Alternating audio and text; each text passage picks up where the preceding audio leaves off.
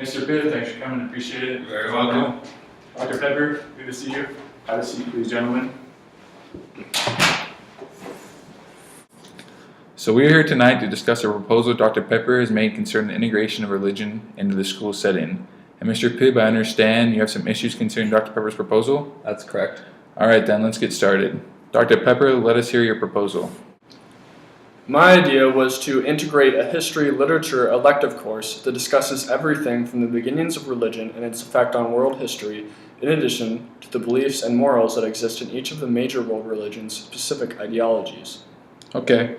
And why is it that you felt this proposal was important to bring to our attention?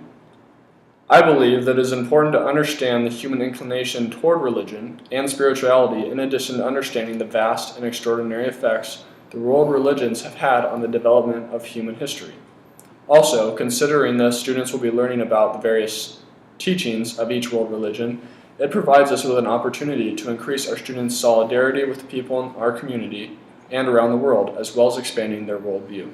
Very well put. Mr. Pibb, why don't you tell us why it is you disagree with Dr. Pepper's proposal? I just don't believe that religion has any place in the public school system. Religion is something that the family should talk about and should not be influenced in any way by the school system. I don't teach my son about biology or any other school topic for that matter, so why should the public schools teach my kids about religion? That's a very good point, Mr. Pibb. The reason why I brought you here today is for precisely that reason. My intent is to follow the law and maintain separation of church and state. However, I do want to make sure our students are getting the best education possible. Dr. Pepper, if you're allowed to teach this course, how would you go about maintaining the law?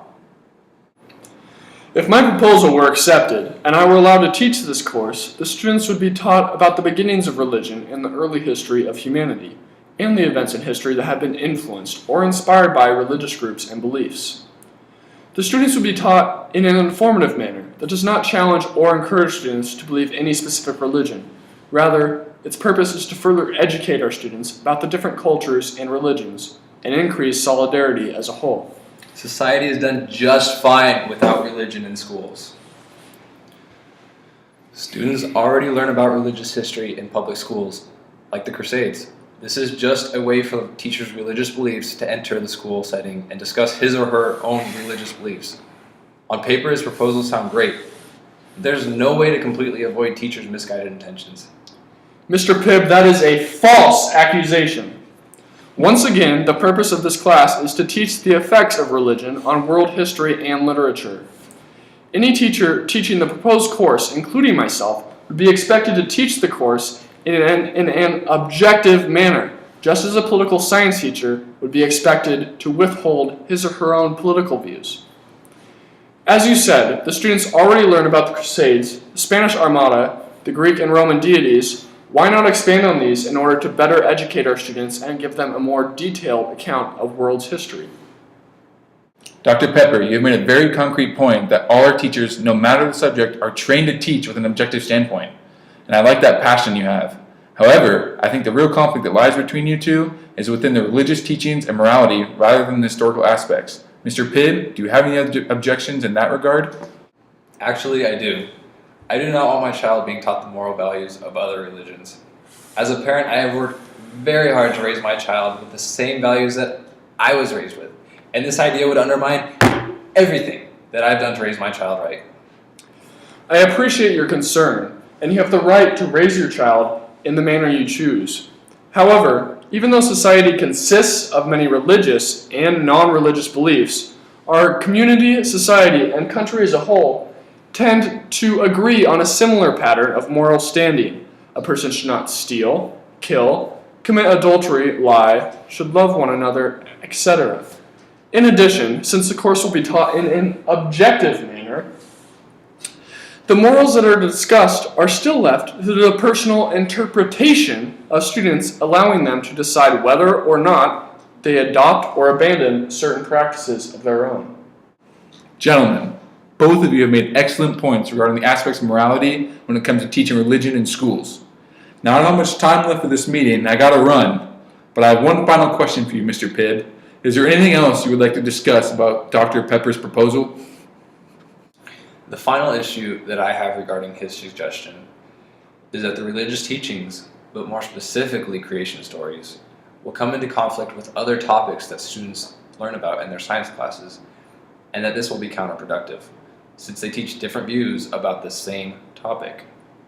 I also believe that students haven't formulated strong enough opinions by this age, so the information the teacher provides will become fact in the student's head.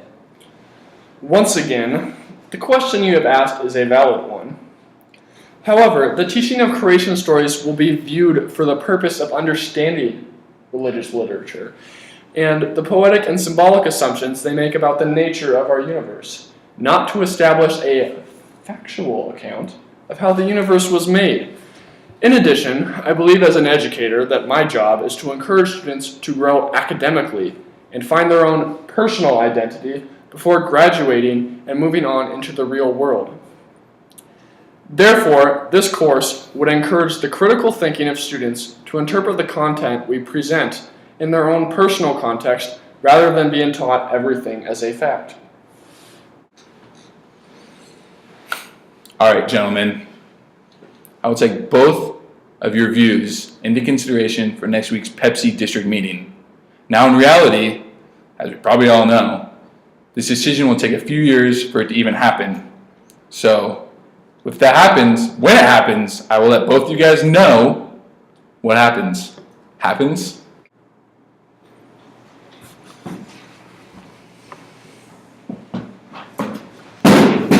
Superintendent, Dr. Pedrick, thank you very much for your time. Appreciate it. Appreciate your Passion. passion. It's your pleasure. I understand you too. Have a day, boys.